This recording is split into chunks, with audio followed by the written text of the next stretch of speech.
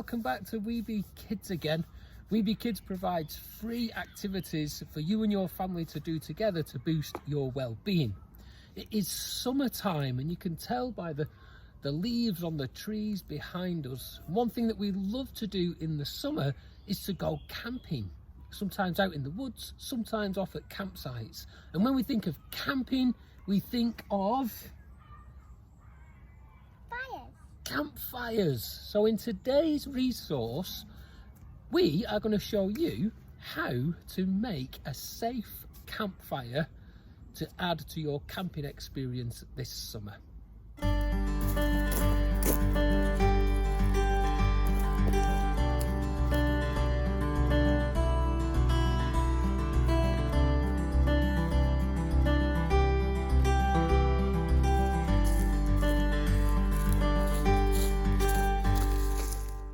Now, wherever you're having your campfire, it's really important that you first of all get the permission of the landowner. You don't want to be just having fires willy-nilly anywhere out in anybody's woods.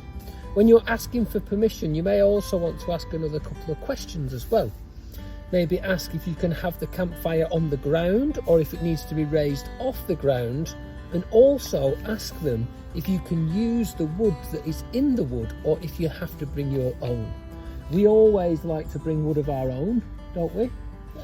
And we like to bring wood of our own because we know how important it is that we leave the dead wood and the dead sticks on the ground. It's really important for the ecosystem of the forest. So we've brought our wood in. We're going to go off and we're going to find a nice cleared space, and we're going to begin by chopping some of the wood that we brought.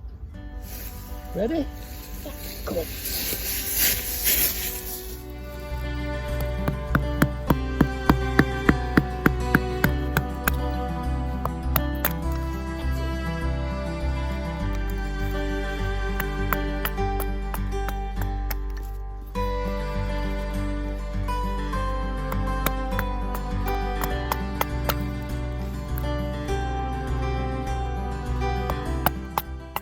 So we're going to need a handful of wood that is as thick as your thumb, a handful that's as thick as a finger, a handful that's as thick as a pencil, and 2 handfuls that are as thick as matches.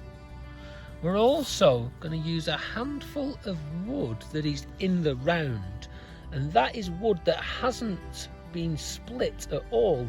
And the reason why we're going to use that is because wood that is in the round gives better embers. So we put that at the base of the fire.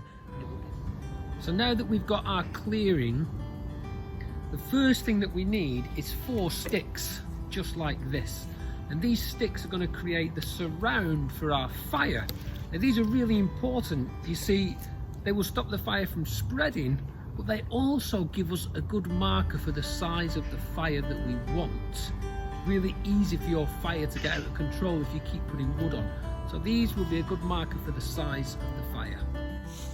So the first thing that we're going to do is make a square out of our bigger sticks, and our fire is going to go inside of this square.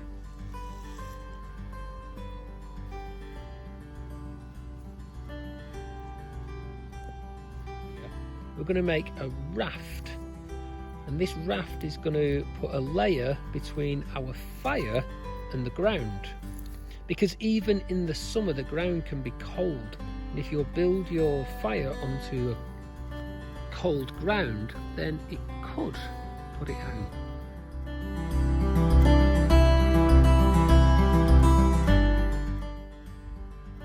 So we're going to begin by putting our wood in the round on top of our raft. We're just going to lay them down with a space in between.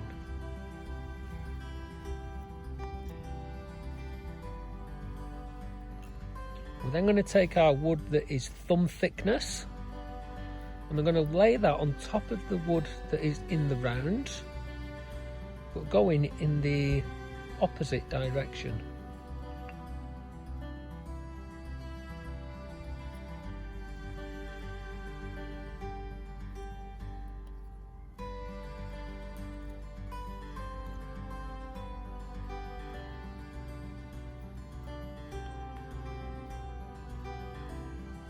I'm going to take our pieces that are finger thick and we're going to do the same again in the opposite direction.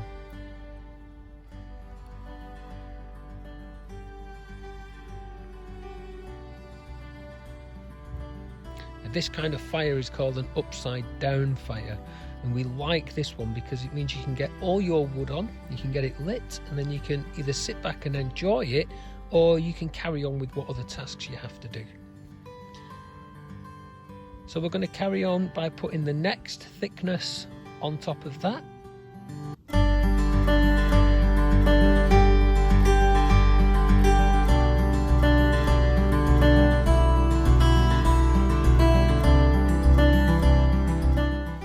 So for the tinder in the fire, we're going to use cotton wool. Before we put the cotton wool onto the fire, you've got to fluff it up like a big white fluffy cloud.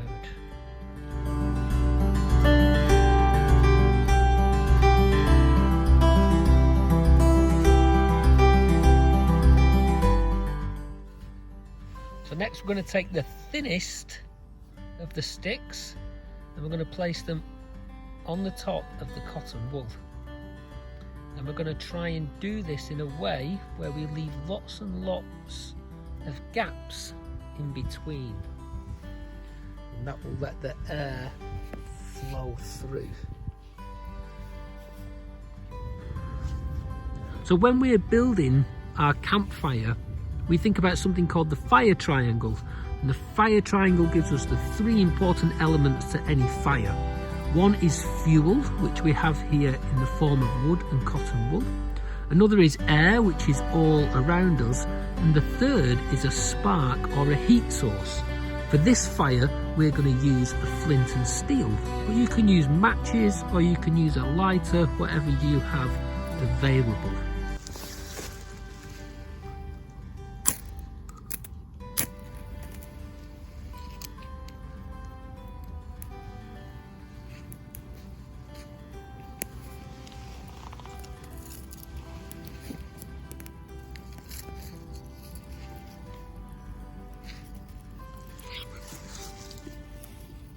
Once your fire's lit, you can just take your sticks, holding them at the end, and gently place them on.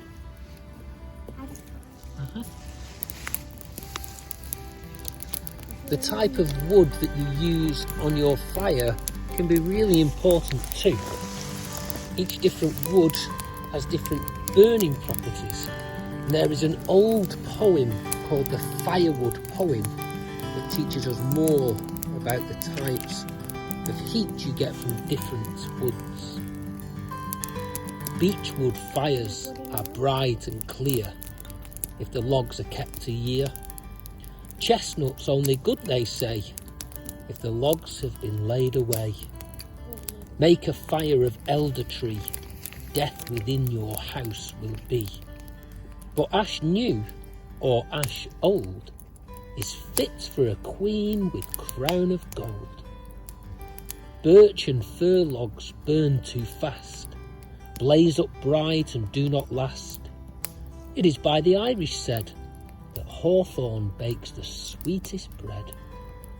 Elmwood burns like churchyard mould, even the very flames are cold. But ash green or ash brown is fit for a queen with golden crown.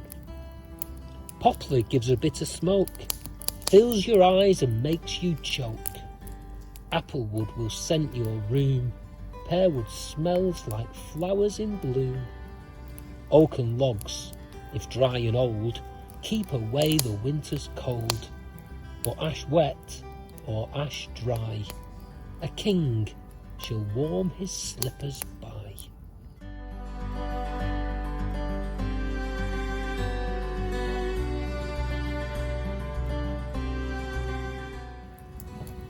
So that is how we build and safely enjoy our campfires during the summer, isn't it? So we hope that you've enjoyed this resource. We hope that fire brings magic to your summer nights as well. And thanks for stopping by at Weeby Kids. We'll see you again sometime soon. Bye.